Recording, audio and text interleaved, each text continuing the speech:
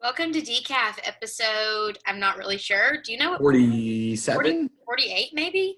Yeah, it's in the late 40s, Well, the other day just like most of our listeners. I thought that we had been under quarantine for 12 weeks the other day. As it turns out, we're not really even that close to that. So I have lost all track of time, all concept of everything.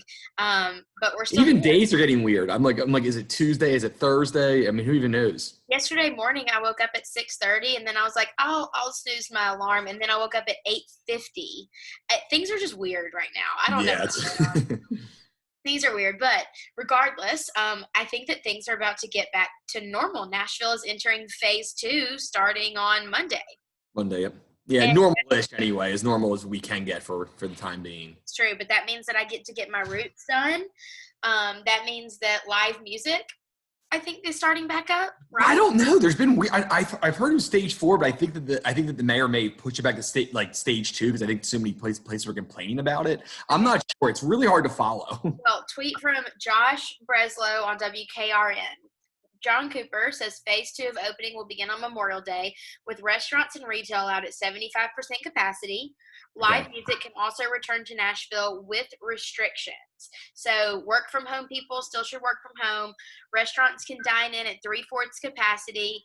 Gyms and high touch businesses like hair and nail salons, which come on, I need all the beauty help that I can get at this point, can start to open at half capacity. So Oh, okay. Yeah, he changed. I think it was originally stage 4, but yeah, I mean, Nashville's kind of has been really in the news recently just because of what's going on with the COVID stuff, and then obviously the big property tax thing that we're working on. yeah, let's talk about the property tax thing. So the shutting down contributed to the fact that there was not a sales tax revenue coming in, which I've been trying to do what I can. I went to a restaurant and picked up a sandwich today. Like, I've been trying to do what we can, but in lieu of sales tax, the mayor has proposed 32% property tax increase, which we've talked about a lot. But to that, Beacon said, don't even think about it. You go. Yeah. I'll get fired. Yeah.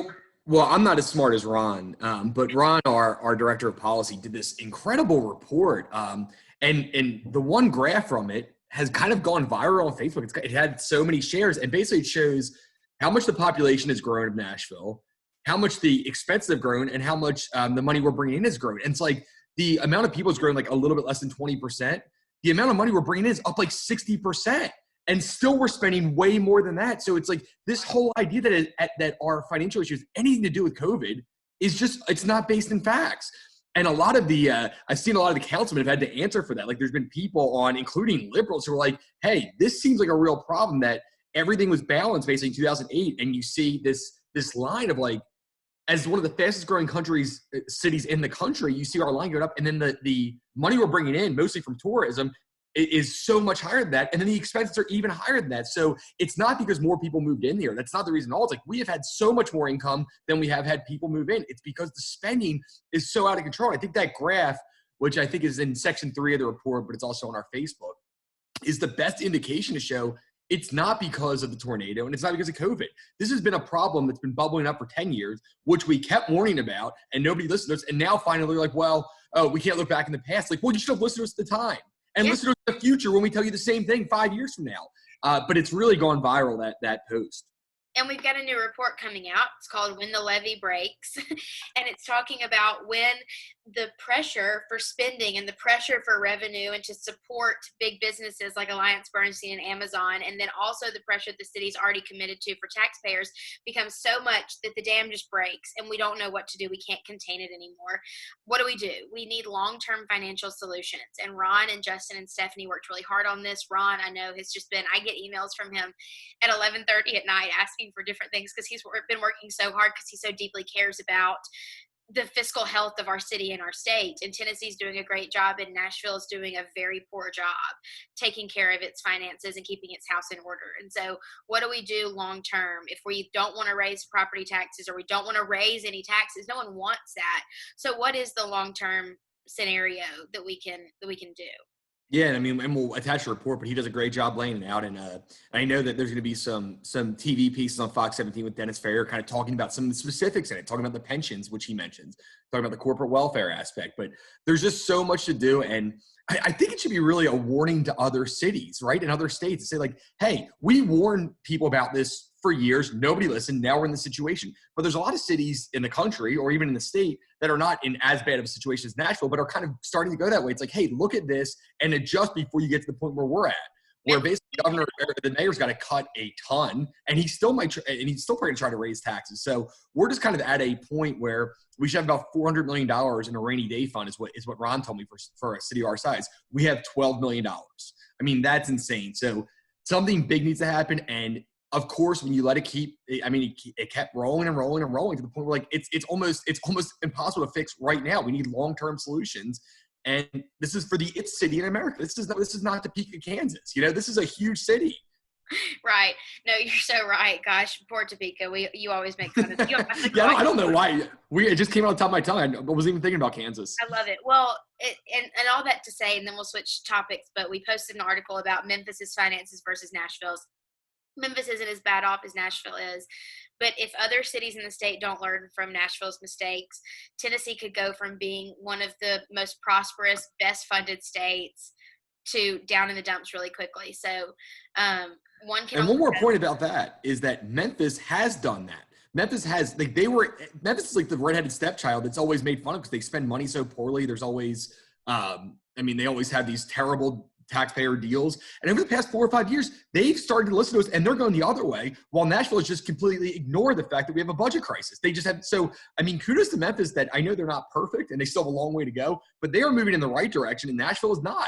So, good for Memphis, and I hope they keep going in the right direction. Maybe Nashville can learn from that. Fiscal responsibility works, period, end of story. What doesn't work is insulting people. We make it a point. No, you'll know where I'm going. It works for me. You'll know where I'm going with this. I know it works for you personally to me, but I think professionally, you can't insult people. We make it a point at Beacon not to insult someone's motives or their character, but that's why I like the public policy world as opposed to the politics world, because just this week, #Trump is morbidly obese was trending on Twitter because Nancy Pelosi insulted him on television and said that he was morbidly obese.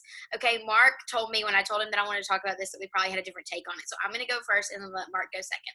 I think that as a professional, insulting someone using your professional platform is unacceptable based on their physical characteristics. Now, if you have a bad idea, you can say this is a really stupid idea and only a complete moron would think that this is a good idea. I have done that. You've done that. But for her to get on television as a person as in high esteem as she is, to get on television and not insult Trump based on something that she thinks that he did wrong, but say that he's morbidly obese, it's unacceptable. And I've always despised Nancy Pelosi, but now I think she's just tacky. Mark, your take. Okay, so I do agree with you. No. Wait. Everyone, let's take this. No. It's not going to be like you think. I'm saying as a general concept, I do agree that that's not the way you should handle things. With that, and it is even dumber when I've seen a lot of people, especially in the Tennessee Hollers like website, saying like, "Oh, it was just advice. She wasn't trying to insult him." Like, it's like she's not a doctor. He actually probably not morbidly obese. He probably is just obese because there's an actual definition. So it's like you're not using facts, and anybody trying to say that it was clearly an insult. With that being said, you reap what you sow. Trump has insulted so many people, and he insults their weights. He insults the way they look. And so does Joe Biden. Joe Biden called some guys. So it's hard for me to feel – I disagree with Nancy Pelosi, but Trump has done the same thing to a number of people, the way people look, so it's just hard for me to feel a lot of sympathy for him based on how he talks to people normally. But, I think he's wrong, and I think Nancy Pelosi's wrong. I think the biggest issue I have is it does seem like there's it seems like there's a lot of hypocrisy where the liberals are defending Nancy Pelosi while saying that Trump's like the insult comic dog and he's the whatever in chief, and they make fun of him all the time, and they think when he insults people that it's like, oh, this is not presidential. But when Nancy Pelosi does, it's like, oh, it's okay because Trump always does it. It's either okay all the time or it's never okay. You can't have it both ways, and the liberals are trying to have it both ways. But with that being said, I don't feel bad that she insulted Trump. He does this to a lot of people. So, and that's his style, and that's fine. But when you say something like that, you have to expect that somebody is going to come back at you at some point. I actually 100% agree with you. I think that the thing that makes me most furious about it is that the liberals always say they take the moral high ground. When they go low, Sure. We go high. And it's like, no, you don't. Everyone who is involved in this nasty world of politics, the getting elected and backbiting and all that, y'all are all on the same level. You all insult everyone else. Don't take the moral high ground and say that you're better. And this is the same as like believe all women. It's like, unless it's against our nominee for president, then don't believe them. It's like there's no consistency there. This whole thing is a game to try to hurt the other side. And both parties are the same in a lot of ways, so it's not just blaming one or the other. But like, I'm tired of saying, oh, you can't possibly have any morals if you vote for Trump or whatever. It's like, yeah, I mean, he has a lot of issues for sure, but like, how do you say that, oh, believe all women, unless it's a woman who had more evidence than they did against Kavanaugh, but yet we're not going to believe her because it would hurt our president's chance to beat him. It's inconsistency. Both parties do it, and I'm fed up with it, and that's why the same conservatives that are coming to Trump's defense saying, oh, what an awful lady Nancy Pelosi. It's like, well, you were fine when Trump said it. So it's inconsistent on both sides. It's childish for everyone to do that. And I think that our elected leaders should be better than that on both sides. Agreed. I'm going to let you have the final word because I actually 100% agree with you, and that has never happened. Okay, next topic is yours. Mark actually had a topic that he said he wanted to ask me a question, and he didn't tell me what it was. And this is the first time I've not been in control of the podcast, and I'm a little nervous. Yes. Okay. So I saw a tweet, and it's a really good question. It's a little bit dark, but it's kind of a good question. I was just really interested in it, and I was wondering what you think. So I know that you have a topic for me. You're going to do some trivia questions later, but if you had a 100-sided die with one side an instantaneous and painless death, and 99 sides award you $1 million, how many times would you roll it? Wait, say it again. Okay. You have a 100-sided die with one side an instantaneous and painless death, but the other 99 sides award you $1 million. How many times do you roll it? So you basically have a 1% chance of death. This has nothing to do with anything else. It's just an interesting question. Oh, I don't know if I would roll it. I mean, you wouldn't roll at all? I don't know. I don't know. I mean, I don't. It's a 1% chance. Is that? And each time you do it, it's a 1% chance. So I mean, if you had to, roll it 3 times. I'm not. Is what I think. What did you say you would do? I would do 3 times. I think. I might just do it once and then be too scared to do it again. But in my mind, I think I'd do it 3 times. I think I'm not scared of death, like, at all. I'm scared of, like, experiencing pain before I die. Yeah, so it's painless. Yeah. Painless. So, but I'm also, like, I want to live. Life's good. I know. Like, I don't want to live, and I don't know if I would risk that for $1 million. I don't know. I think I could work up the courage to do it once, but I don't know if I could do it after that. I say 3, but I probably would only do it once. And even then, it's like I might not be able to work up the coverage. But I mean, $1 million is enough to change anybody's life. So, I mean, it's a tough question. I thought it was such an interesting topic, and the responses were great. So he's like, I'm going to use the stats, and if you roll it 68 times, you have a better chance of living than dying. So after the 69th or 70th time is when it goes the other way, where you have a better chance of dying. So it's like, he's like, I'll use the statistic. I'm like, there's no way I would do that. I would say 1 to 3 times, and I'm not sure which one. I'm such an unlucky person. Like, if something terrible could happen to someone, it would happen to me. Like, I had swine flu. My doctor's pretty sure I had corona. Like, if something horrible could happen, it's probably going to happen to me. And so I would just think that, like, one roll, I would be done for. Yeah, well, don't roll then, maybe. Yeah, I'm just not going to. I have pretty decent luck, so I would go once. I would maybe twice. I don't know. It's just hard to think about, but I would do at least once, I think. I don't know if my mom's going to like hearing me say this, but I don't think I could do it sober-minded. I think I'd have to have, like, a glass of wine to, like, calm my nerves. And yeah. You know what I mean? It's kind of like Russian roulette, but with, like, 100 bullets, except you get a positive if you don't get. So I mean, it's a tough game, but yeah, I saw that. I was just really interested in what your natural reaction would be. So you're going to go with once. I think I'm going to go with once okay, after a couple glasses of wine. Okay, I'm going to go with 2 to 3, but probably 1. That's a really good question, Mark. I know. I thought about it for about a half hour this morning, what I would actually do. And of course, it's easy to talk about when we actually did it. It's like, would you actually do it at all? Who knows? It's easy to talk about something. And I'm such an anxious person that tonight when I get in my bed to go to sleep and we like laying there with the covers up thinking, what would I do? What would I do? Like staring at the screen. Yeah. Well, you don't have to do it, and that's not a real thing because nobody would pay for that. But it's just I'm gonna have a dream tonight about that 100%. My roommate was talking about doing stats homework the other day, and I had a dream that night that I was back in high school. So I'm definitely gonna have a dream about this tonight. Well, let me know what you decide to do in your dream. Okay.